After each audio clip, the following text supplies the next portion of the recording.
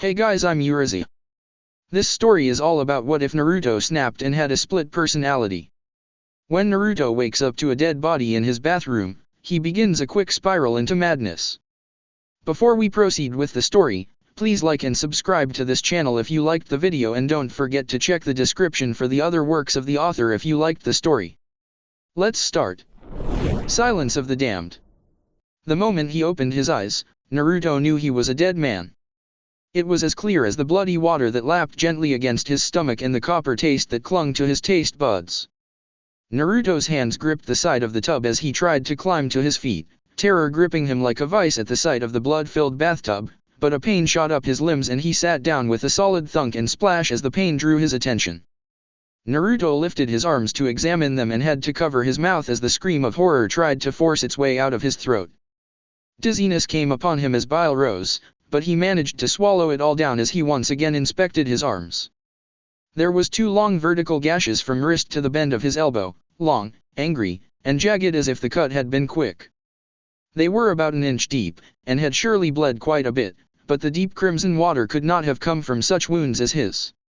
Steeling himself and the sobs that threatened to consume him, Naruto once again gripped the sides of the tub and slowly gained his feet, and cried out at the sight of his naked body, littered with gashes and lacerations from his chest to ankles.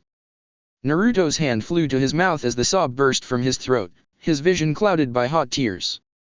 He began to feel lightheaded and swayed on his feet, but he was determined to get out of the bathroom, and as he turned towards the door, his eyes fell upon the body and he knew he was a dead man. Lying on the bathroom floor was the body of a middle-aged woman with long brown hair and pallid skin, the kind that had no blood to keep it that warm color. Her neck was twisted at an odd angle, eyes dull with death, face swollen from what looked like a beating. There was a smear of blood near her wrists and out of her mouth, but by then Naruto was hyperventilating and had yet to notice. He had killed a villager of Konoha, a citizen, and not just any citizen, a woman, someone's wife, somebody's mommy. Naruto dropped back in the tub, breath fast and jagged, eyes fixated on the corpse. He had never killed anyone before, not even an enemy, and definitely not a civilian. He had never tried to kill anyone, only incapacitate and immobilize. But here she was, not even a shinobi, lying broken on his bathroom floor. He didn't remember doing such a thing, didn't even know how he had gotten in his bathroom, or why he was naked, in his tub. Naruto's eyes focused on the woman for a moment, ready to deny any sexual assault, but her brown pants and pink blouse were still on, and yet there was still a lack of relief. He had killed a villager. Maybe if he was some other genin he might have gotten his Hitayate taken and received some prison time, but he was the vessel of the Kyuubi, he was considered a demon, and this was somebody's mommy. He was aware of a keening noise and realized it was coming from his own mouth, and he buried his head in his bloody hands, ignoring the pain that racked his body. They were going to kill him. He'd never get away with something like this. His breath came in short gasps and black dots began to cloud the corner of his eyes. "Calm yourself," a rather loud yet mellow voice said in his right ear. Naruto screamed and tried to jump to his feet, but slipped in the tub and fell on his bottom, bloody water splashing all over the floor and darkening the dead woman's hair. "Who's there?" Naruto cried, eyes darting to the door, then at the body. The voice had been male, commanding yet lax, as if the person it belonged to had lived a very long life, had seen many things, and had not been fazed at it all. He was sure it was not Kyuubi, for there was no violence or hate in the voice. "Calm yourself," the voice said again, but this time it did not sound like it was at his side but more like beyond the door. "You don't want to be hysterical. Not at a time like this." "Who are you?" Naruto repeated, only this time he tried to keep the tremor from his voice. "Where are you?" "One thing at a time," the voice replied, and this time it sounded eerily faint, as if the person had somehow faded. "You've made quite a mess here, Naruto." "I didn't do this." Naruto cried and slowly returned to his feet, eyes trained on the door. "I don't even know her." His eyes fell on the body then averted themselves. "You're a mess," the faint voice said. "But we can salvage this.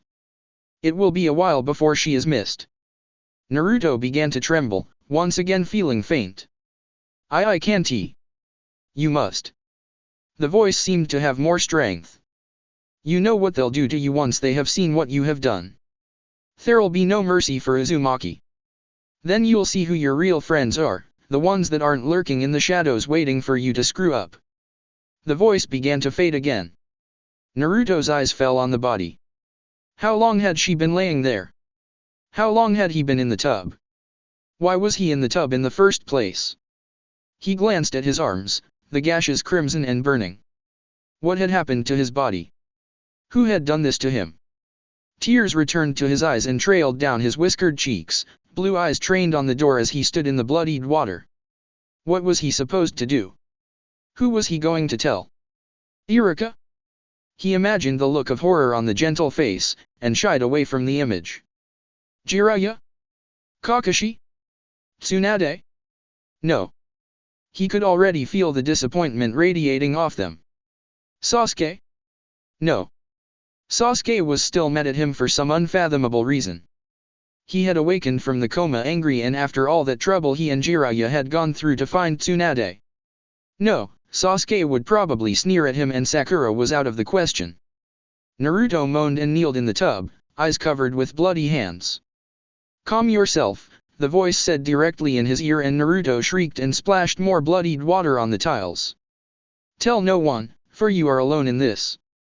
Do as I say, and you will live through this. Naruto's eyes darted about the bathroom. But where are you? I don't. Unplug the bathtub. What? There was a silence, as if the disembodied voice was exasperated by his stupidity or at least he would be. Unplug the bathtub. The voice was now nothing more than an echo. Naruto swallowed and reached towards the plug, the taste of iron coating his tongue. He wanted to be sick. His fingers found the chain to the plug and with a sharp pull, the stopper popped free and the sound of gurgling water filled the oppressive silence. Naruto watched the level drop around him as the water sank into the drain. At any moment he felt like he was about to go insane. It didn't dothies. It was like a mantra in his head. The last gurgle of water sank into the drain, but the tub still had blood stains. Naruto returned to his feet and eyed the door. Where was the man who owned that calm voice? Was he using a jutsu? Was this whole moment a genjutsu? Was it the evil machination of the Akatsuki? Was Uchiha Itachi and his shark-faced partner just beyond the door? Take a shower, Naruto. Wash the blood from your body, take care of your wounds. Naruto balked. But what about her? He did not know the woman's name, had never seen her before. Don't worry about her. She will not be going anywhere, we will take care of her. But first we must take care of you. Take a shower. His hand was moving toward the handles before he even realized it, and he turned on the hot water. His wounds ached, he felt sick with fear and horror, and yet, he listened to the voice because it kept him from the brink, kept him from cowering in the tub until someone found him. When his body was clean, Naruto dropped the lid on his toilet and stepped onto it, hissing in pain but refusing to step on the bloodied floor. From there he opened the cabinet behind the mirror and pulled out his first aid kit. Why weren't the cuts healing like every other wound he had received? Why now? His face paled and he froze amidst wrapping his left leg. Had the Cuba done this? Somehow possessed him and lured the woman here to die? He was twice dead then. Naruto wiped fresh tears and focused on wrapping his wounds. When it was all done, he sat on the toilet, knees drawn to chest, and waited, eyes focused on the battered waxen face. Come out of the bathroom, get dressed. We have much to do today. Naruto opened his mouth, perhaps to ask what they were going to do, but shut it with an audible click and crawled onto the countertop, reaching for the doorknob. Barely 13 and already on death row. Naruto pulled the door open, leaped over the body and twisted himself into the hallway, slamming the door shut behind him. Immediately his eyes searched for the man of whom the voice belonged to, but the hallway remained dark and oppressive. Where are you? Naruto called and stepped toward the living room, taking in the kitchen as well since they were both connected in his small apartment. The living room was littered with ramen cups and old discarded scrolls from the Ninja Academy and his kitchen looked much the same. I'm in your bedroom. Again the voice was like a distant echo. Naruto spun on his heel and stared at his bedroom door, which was slightly ajar. Naruto swallowed, throat suddenly dry as he took a shaky step towards the bedroom. Whoever it was in there, and he was having a hard time picturing him. Would he be cloaked in a black coat with crimson clouds, or would he be some deceptively young man with eyes older than time?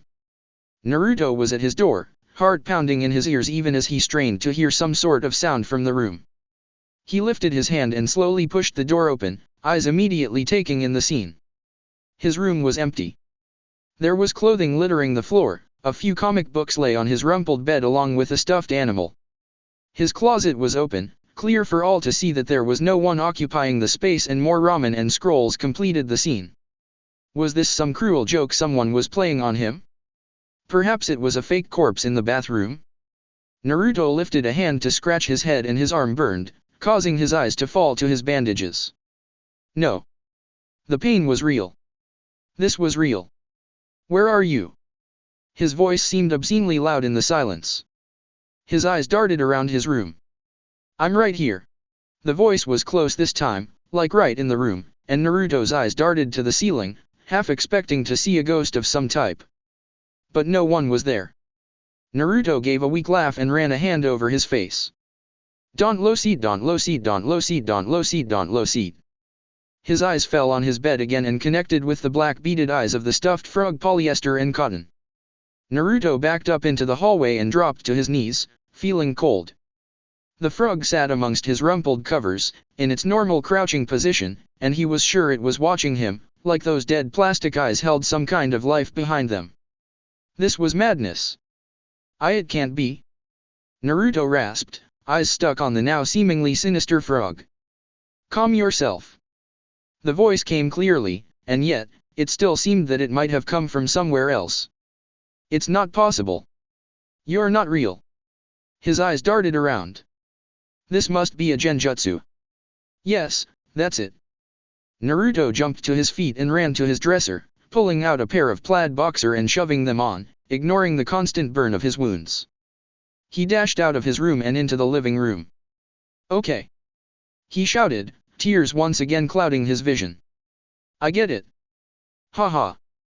Wimpy Naruto. He rushed to his balcony and pushed aside his blinds, stepping out. You can stow words died in his throat.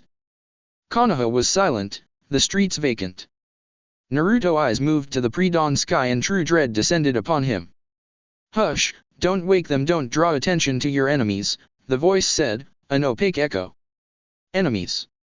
Naruto whispered weakly, sinking back into the living room. Everyone is your enemy now, Naruto. Naruto slumped on the couch and stared at the floor. All his dreams, crushed between one moment and the next, dreams that now seemed so fragile. How easily it could be ruined by one wrong move, the one move everyone was hoping he would make, the move he never imagined making. He was never going to get away with this. Get up, we have work to do. Naruto lifted his head and stared past the hallway and into his bedroom where the frog sat on his bed, beady black eyes trained on him. This is not a genjutsu? He asked hopefully, wishing it were so. The frog continued to stare at him, Naruto's shoulders dropped. Have I lost my mind? Am I crazy? Is that why I killed her? Who is she? The questions poured out of him. Get up, the voice commanded in reply, and Naruto found himself on his feet. Put your clothes on and retrieve the katana from your closet. Naruto stood in place, mind racing at the orders. Maybe he should call Iruka-sensei, but he was already walking down the hall, already putting on the black shirt and orange pants, already digging in the back of the closet to retrieve the discarded katana he had picked up back in Wave Country where it had been abandoned by Gauta's men. Already he was following orders. Naruto pulled out the sheathed blade and turned to the frog, who remained in the same position, staring lidlessly at the door. He didn't know why he expected the stuffed animal to move. A sigh wafted through the air. I suppose it will have to do, though it would have been better if you had an axe. Naruto blanched in horror. What the hell would you want me to do with an axe? Okay, this was insane. He talking to a stuffed frog. Eat breakfast. You'll be going out. Naruto was moving toward the kitchen before he was even aware of it. Why? Where am I going? He asked as he pulled out a cup of instant ramen from a cabinet, his stomach twisting at the sight of food. There was a dead woman in the bathroom and he was taking orders from a stuffed animal. Have you ever made stew before? Naruto froze while peeling back the lid and slowly turned towards the hallway, then moved a bit towards the right until the bedroom came into view and the frog could be seen on the bed, watching him. Why do you ask? Naruto questioned, dread returning. You'll be making a lot of stew today, Naruto. A lot. Going into the now awake village was like being a maggot crawling along an ant trail. At any moment, someone could cry out his evil deed and the villagers could quickly become a mob. Naruto hunched his shoulders at the occasional cold glare and zipped up his orange jacket. Calm yourself. Draw too much attention and you'll be remembered. You don't want to be remembered when the woman is missed. The voice came from behind him, making Naruto jump and twitch, but he kept walking, face grim and eyes darting here and there. How are you here? He asked in a mumbled. Shouldn't you be in my room? The voice made no reply and Naruto returned to looking for a grocery store or some kind of vegetable stand. Entering one, he quickly rushed to the fresh produce section, immediately grabbing carrots, tomatoes, peas, and other items he imagined went into a stew. As he piled them in a basket and hovered over the cabbages, he once again began to go through the series of unfortunate events that had taken place. 1. Out of the blue, he had awakened in his bathtub, naked with a dead woman drained of blood, most likely in his bathtub, on his floor. 2. He had mysterious gashes on his body, all of which he didn't recall receiving and curiously won't heal. 3. Somehow, a disembodied voice that apparently comes from the stuffed frog he had bought in a village outside of Konoha when he and Jiraiya had been searching for Tsunade, was now giving him orders. Hey Uzumaki, a lazy voice drawled and Naruto looked up to see Shikamaru standing near him in a slightly slumped manner, dark brown eyes focused on him yet half-lidded. But there was no mistake, those eyes took in everything. You having someone over for dinner or something? His eyes fell on the overflowing basket full of vegetables. Naruto stared almost uncomprehendingly at the recently promoted Chunin before giving him a weak smile in reply. Shikamaru's eyes ran over his face. You okay, Naruto? You look pretty pale. Be quick, the voice said directly in his ear, and he jumped and twitched before bestowing a shaky smile that seemed more like a grimace upon the Chunin. No. Actually, I ate a bad cup of ramen and figured I need to lay off the salt for a while and eat some greens. He managed to give a weak laugh. I've had a stomach virus all night. Shikamaru nodded and gave a small chuckle. Yes, I wondered when you would lose interest in that cup of salt.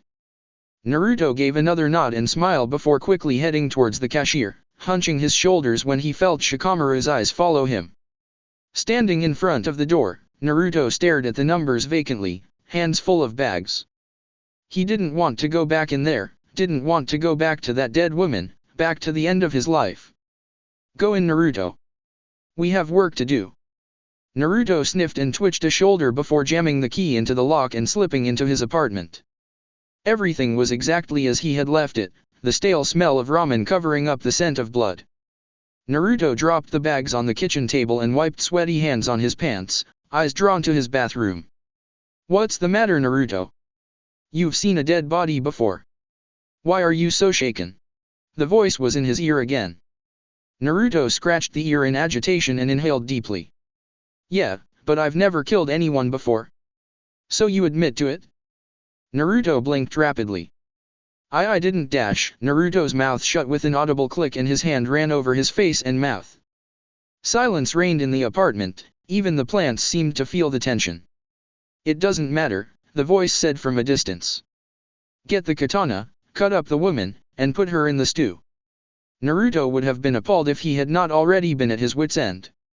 Already there was a buzzing in his ears and his body began to feel numb. His tongue felt swollen in his mouth and he had to swallow several times before he could speak. Why do something like that? Why can't we put her in the river or bury her? He couldn't believe he had just asked such a heartless question like that. Don't be an idiot. The voice rang throughout the apartment. Everyone does stupid things like that. That's where the authorities will look. In rivers, in the earth, in some pathetic alley somewhere. But they'll never think to look in a stew. And if they can't find the body, they'll never find you, if you do as I say. Serial killers are always caught because they have no imagination. Naruto did not like being compared to a serial killer. Do you want me to eat the stew? What a strange question, the voice whispered distantly. Do you want to eat the stew, Naruto? Naruto's shoulders slumped and he headed for his bedroom, eyeing the frog where it still sat on his bed and grabbed the katana before heading for the bathroom. I'm never going to get away with this, he muttered as he opened the bathroom door. It banged against her foot, and he slipped inside. There was blood on the toilet seat, the floor, and the woman's skin was now a grayish color. Naruto stood in the corner and stared at the body. Time is not going to stand still for you, Naruto. Be quick, cut everything, bones included. There will be no evidence of this incident when we are done. Naruto moved from his corner and stood beside the woman. He gripped the katana and raised it over his head and exhaled flatly. The katana whistled as it descended. Sakura rubbed her hands together and glanced at Sasuke and Kakashi-sensei, both of whom seemed troubled. Sasuke's face was set in that familiar blank brooding expression while Kakashi-sensei eyed his dirty book. The three of them sat and watched for the last member of their team, and for once, Sakura was worried that Naruto would not show up. She had seen the hurt on his face when Sasuke had charged up his Chidori, and she didn't blame him. Sasuke had been acting strange ever since he'd gotten that strange tattoo from Orochimaru on his neck, been more distant, more angry. Naruto had gone to help him, but Sasuke seemed angry with him. She didn't understand it. But what she did understand was the possible avoidance that must be taking place. Naruto was always first to team meetings, so it was weird that he hadn't shown up yet unless he was showing his displeasure towards Sasuke. If only she had the balls to tell her crush off, she would, but there she stood, glancing in the direction she hoped Naruto would come, and alternating between eyeing Sasuke and Kakashi-sensei. Then she saw Naruto, and before she could feel relief, she took in how his feet dragged, the pallor of his skin, and the dark circles around his eyes. Even his hair lacked its usual spiky luster and seemed to hang in his face, which was odd until she noticed he wasn't wearing his hitayate. Which was unusual, even for him. Naruto trudged up to his teammates and stopped, hands shoved in his pockets, eyes focused on the cobbled ground. Where's your hitayate, Naruto? She asked cheerfully, putting on her friendliest smile. Kakashi snapped his book shut and watched Naruto curiously as well. She could even see Sasuke watching him. Naruto gave a twitch at the sound of her voice and looked up with tired eyes. A hand flew to his forehead and he greeted them with an empty smile. Ah, I had a rough night. Must have forgotten to put it on, no sleep and all. He hadn't even glanced Sasuke's way. So what are we doing today? It was 3 days later after a D-ranked mission that he saw her, the woman he had killed. She looked healthy, happy, and so full of life that they almost seemed like two different people. But it was her. Name, Taguchi Makoto. Age, 31. Height, 5 feet 6 in. Weight, 130 pounds. Wife and mother of 2. Last seen at the West End Market. Taguchi Makoto, our mystery woman, now has a name or had one. She is nothing now, Naruto. Forget her. Move on and no one will even imagine your involvement. Hey Naruto. Are you coming? Sakura called, and Naruto followed after them quickly. My cuts have healed. Why did it take so long for them to heal? Where did they come from? Did she do it to me? There was no reply from the voice, and Naruto separated from his teammates with a quick, "See you later." He returned to his apartment with its clean surfaces and cleanser scent. He sat at his kitchen table, and under that scent lay the rich scent of stew. His tired eyes darted to his stove, a stove that had spent all night heating up 6 pots of stewed Makoto. He had dumped all the pots in the dumpster where it would surely be eaten by the hungry rats that dug through the trash nightly. Images of himself chopping her poor body flashed through his mind, and he flinched miserably. Go to sleep, Naruto. You have not slept in some time. Rest yourself. You'll feel better in the morn. Shut up. Naruto shouted suddenly, and jumped to his feet, knocking his chair to the floor. Stop talking to me. Who are you? He dashed into the bedroom and grabbed the katana that lay under the bed. He turned toward the frog and in a rage, brought the katana down on the stuffed animal, stabbing it through its polyester back. He hacked away as fast as he could, tearing through fabric and pulling out the cotton innards, until his breath was short and the head was the only thing whole. Naruto staggered back, trying to catch his breath, while the frog's head stared at him accusingly. Well, that was pointless, the voice hissed. But tell me, do you feel better?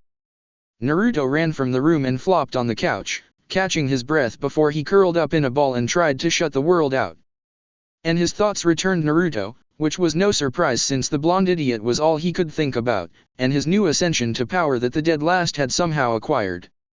He had been shocked at the display when the blonde fought against Gaara of the Sand, had been enraged when Itachi had shown interest in him. And even the skirmish he had initiated had shown how much Naruto had improved. But how? Did he have to leave Konoha too? Did he need a Sannin to acquire the power he needed for vengeance? And then there was Naruto himself, who for the last week had shown some unnatural behavior toward his teammates and sensei. He seemed preoccupied, distant, and often agitated. At first he thought Naruto was mad at him, upset about the skirmish on the hospital roof, and he could admit he was out of line, but it wasn't like Naruto to hold a grudge. But maybe it wasn't him. Maybe Naruto was upset about something else. Whatever it was interfering with training. He had half the mind to show up at Naruto's door and ask what his deal was. But why did he care anyway? Naruto just got in the way.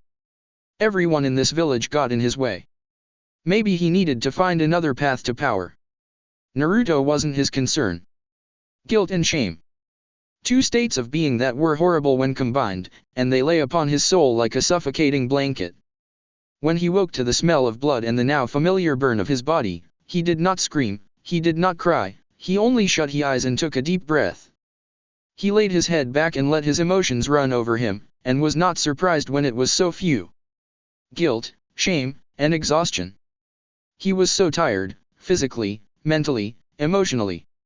It had been 2 weeks since Taguchi Makoto, and he had lost 10 pounds in that time. His teammates kept asking him what was wrong. Iruka had even stopped by to see if he was alright.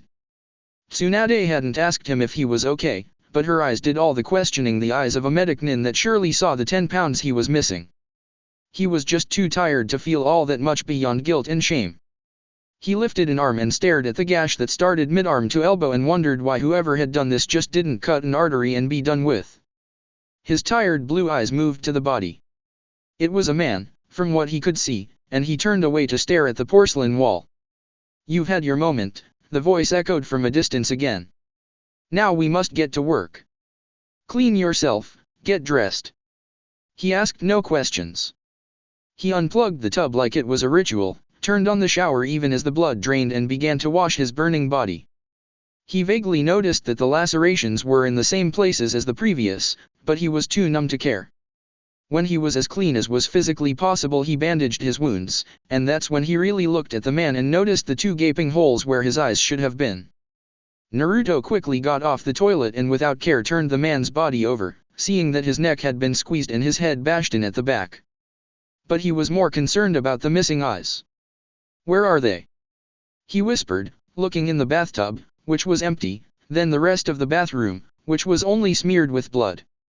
He dragged the man about the bathroom, searching frantically for the eyes. When the bathroom proved void of eyes, he ran into the living room and began his frantic search. "Where are they?" He began to feel again, and this time it was terror. He searched his room, where the frog remained on the bed along with its stuffing, then his kitchen and laundry closet. But there were no eyes. "I don't think they're in here," the voice said in a strangely hushed voice, and Naruto stopped his dash into the living room, eyes darting around. He swallowed, and something lodged in his throat, something had come up. Naruto choked and spat whatever was in his throat into his hand. His pupils contracted. It was half of an eyeball, a black bloodied iris staring up at him. "Naruto!"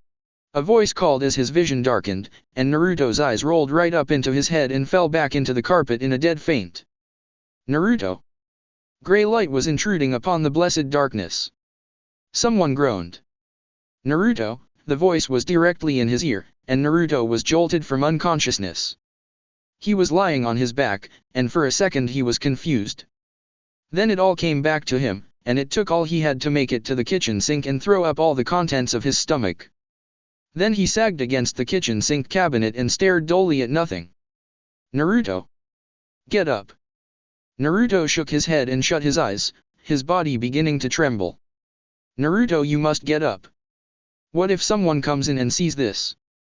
What will they say? Naruto opened his eyes and whispered, "Monster. Do you want to hear your teammates say that to you, Naruto? It would kill you."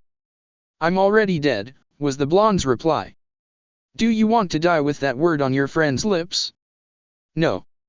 No, he didn't. As a matter of fact, that would be the worst thing in the world. Naruto pulled himself to his feet, feeling his legs tremble with the strain, and waited for the ominous commands that he knew the voice would be issuing out. "Good. This is good, Naruto," the voice whispered. "Open the kitchen sink and get that powdered cleanser you have under there." Naruto bent down and opened the kitchen sink and pulled out all of them. "Good. Here's what you are going to do. Strip the body of meat and organs. Put them in the garbage disposal. When that is done, you will grind up the bones to a fine powder. Use a mortar and pestle for that. Yes, you have one in that far cabinet. When you have ground up everything, pour all the cleanser into it and throw it out. Anyone who looks will think you have thrown out outdated detergent. But that could take days." Naruto whispered weakly. "Use your shadow clones, Naruto." The voice sounded angry. Naruto turned toward the bathroom and covered his mouth. What else had he eaten? The councilman was glaring at her, and she managed to swallow the impatience that wanted to come out. She didn't know why she had to deal with these old outdated bastards whose minds still seemed about 3 decades behind. "We'll do everything we can to find your son, councilman. I assure you, I have already sent several Chunin out to investigate." "Chunin? I don't want Chunin searching for my son. I want Hell. I want your best hunter on it, Tsunade." Before Tsunade could reply, the man stormed out of the room, and as the last of him disappeared, Jiraiya appeared with a smoky pop. He glanced back at the slamming door before lifting a hand in greeting and slumped down in front of her. "What's up, Tsunade?" The Godime sat back in her seat with a sigh and glanced at the picture at the corner of her desk, a grinning Naruto with a laughing Jiraiya ruffling his hair. She looked at the Toad Sunin. "I need you to go check up on Naruto. He hasn't been doing so well, so much that he's looking sick and many of us are noticing. He won't say anything to me or his teammates. Perhaps he'll say something to you. Take him out for ramen or something, whatever it takes. I want to know what's hurting him. I want to know why I feel so much dread when I think of him." Jiraiya stared at her for a moment before nodding and jumping to his feet. "I'm on it," he said with a grin that eased the worry in her for a moment before popping out of existence. There was a knock on his door, and all his bunshin froze in their work. Naruto looked up at the door from his place in the kitchen, where he had recently placed the last of the man in the disposal. He glanced back at his bunshin, and watched as the last of the grinded bone was poured into the bucket full of bleach cleanser. There was another knock as the bunshin shook the bucket to mix up bone and cleanser, and he flipped the switch on the disposal to grind and destroy lasting evidence of the man. Then he went to the door and opened it. Jiraiya blinked down at him, then smiled. "Hey brat, what have you been up to?" His eyes darted around to the several bunshin that stood in his living room. The heavy smell of bleach assaulted his nose as he glanced down again at his student. Naruto looked like shit.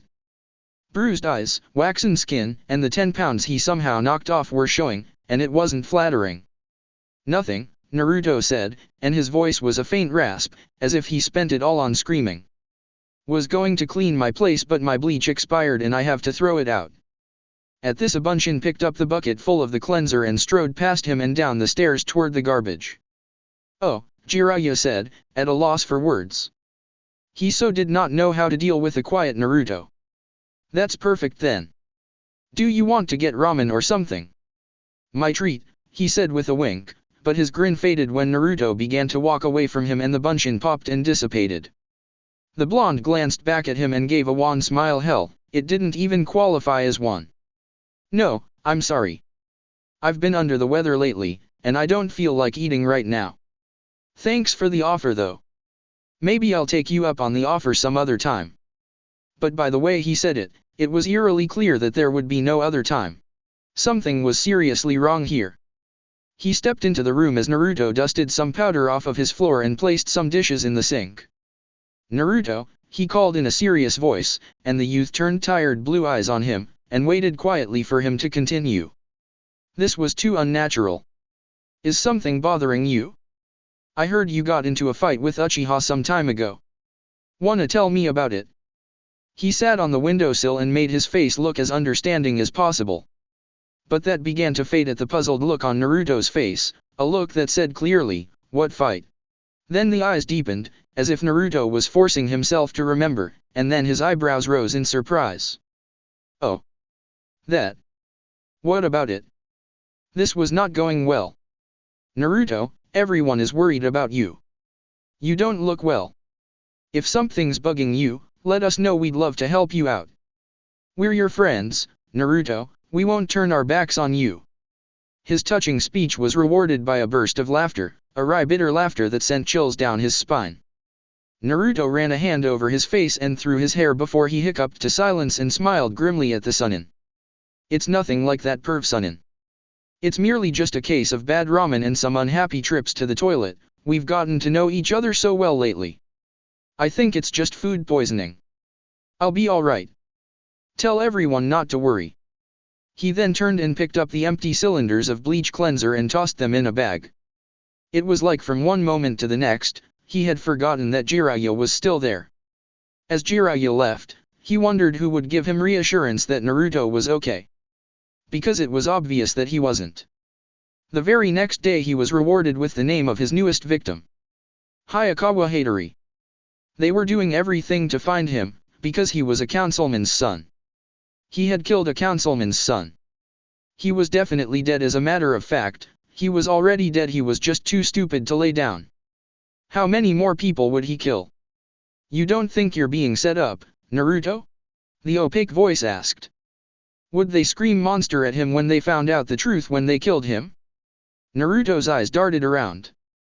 He had been on his way to meet Sakura and Sasuke. Kakashi had been sent on a mission, but now he knew he couldn't. What if he suddenly woke and they were dead? What if he killed them? Killed his precious people? Naruto turned back and returned to his apartment. He shut the door behind him and headed for the bathroom. What are you doing, Naruto? The voice asked calmly. I'm ending this, he stated firmly, and shut his bathroom door. He pulled out a kunai and meant to run it across his wrists, but startled himself when he simply ran it from mid-forearm to the bend of his elbow. He stared in shock at the wound before raising his eyes to the mirror. I've been doing this to myself the whole time, he whispered, eyes wide in realization. He lifted up his shirt and ran the kunai along the ghost of the previous gashes, watching the recently healed skin split under the sharp kunai. He dropped the kunai and dashed from the bathroom, running into his bedroom closet and grabbing the rope that lay curled in the back of his closet. He didn't remember slinging the rope to the ceiling fan, or making the second loop, or getting the chair for that matter and standing on it. He only became aware as he put his head through the loop. He froze with the voice in his ear, the voice sounding eerily just like his own. Are you sure, Naruto? Are you sure? His voice asked and his eyes filled with tears. Yes. Yes, I'm sure. I just don't know why. The tears escaped his eyes and fell down his face. But I'm sure, 'cause I don't want to be a monster. I don't want them to know that I'm a monster. Okay, Naruto. Okay. The loop was around his neck, all he had to do was kick the chair from under him.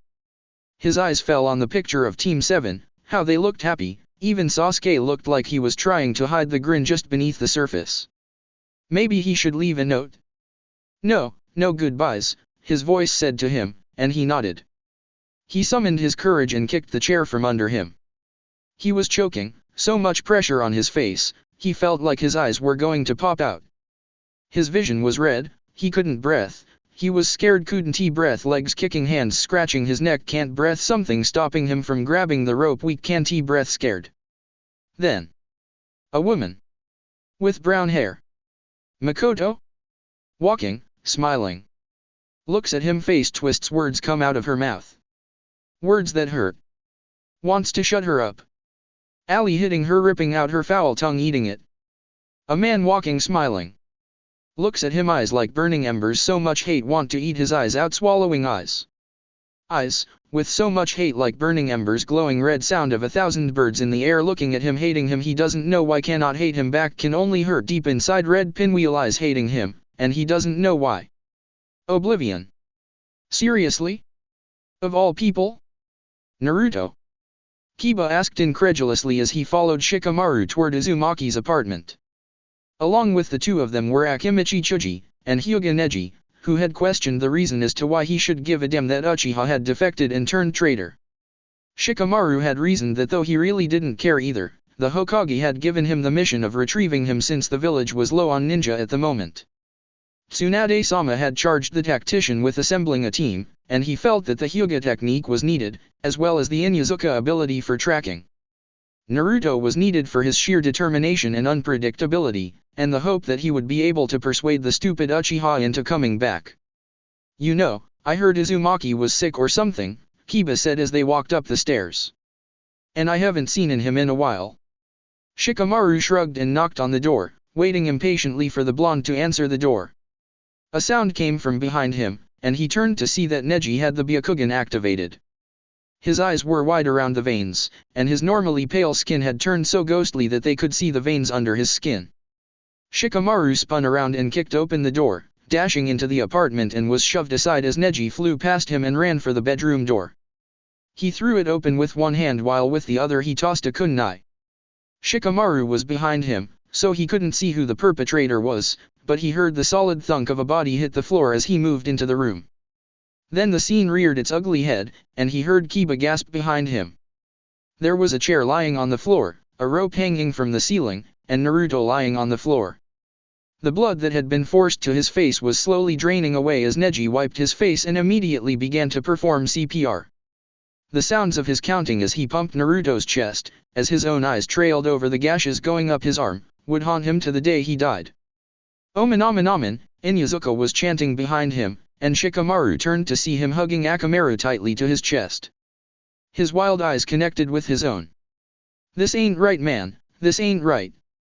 Chuji, go get the Hokage, Shikamaru ordered calmly, and his friend's pale round face turned to him.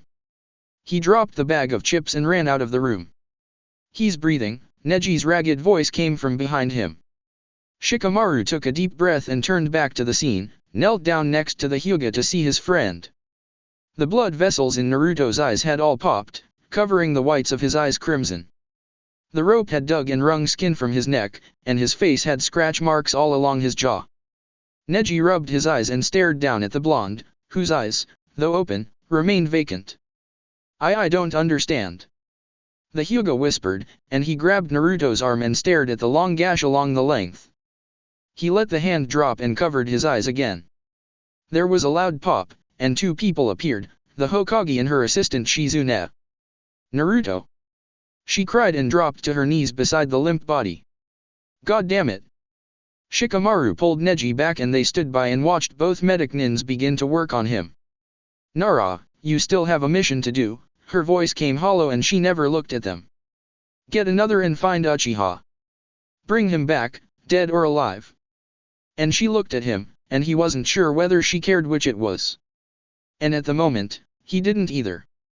He turned from the scene and motioned for Hyuga and Inuzuka to follow him. They'd get Lee. Then they'd get Uchiha Sasuke. Kakashi returned to Konoha from his reconnaissance mission with plans. First go to report his findings, visit Obito, then see to his team. Have a deep talk with Sasuke, find out what was bugging Naruto. He had to start taking better care of his team. As he moved to Hokage Tower, he noticed other ninja glancing at him and whispering to one another. This wasn't exactly that big of a deal, he was used to the whispers, being infamous and all, but there was something foreboding about these stairs. As he came to the Hokage's door, the Umbu placed there opened the door and waved him in, which was not good. Upon entering the room, he noticed two things. 3 people occupied the room, and 2 of the 3 were crying. Jiraiya was standing next to Tsunade-sama, a comforting hand on her shoulder, though it seemed that he too needed comforting, for his face was twisted in a painful grimace. The Hokage had a picture in her hand resting at arm's length, and tear streaks marked her face. She had been crying for some time, judging by the red puffy eyes. But it was the third person standing alone and sniveling in her hands that made the dread descend upon him. No, he whispered, and Sakura's head jerked up at the sound of his voice. Sensei. She wailed and threw herself at the Jonin, arms wrapping around his ribs and blubbered into his chest. What happened? The Jonin demanded, eye-wide. Jiraiya turned to him, and for a moment it seemed as if he didn't see him, but his eyes focused and he spoke. Uchiha Sasuke defected, he's going to the sound. Kakashi felt cold, and he put an arm around Sakura. We already sent a team out after him. Kakashi nodded and waited for the next shoe to drop.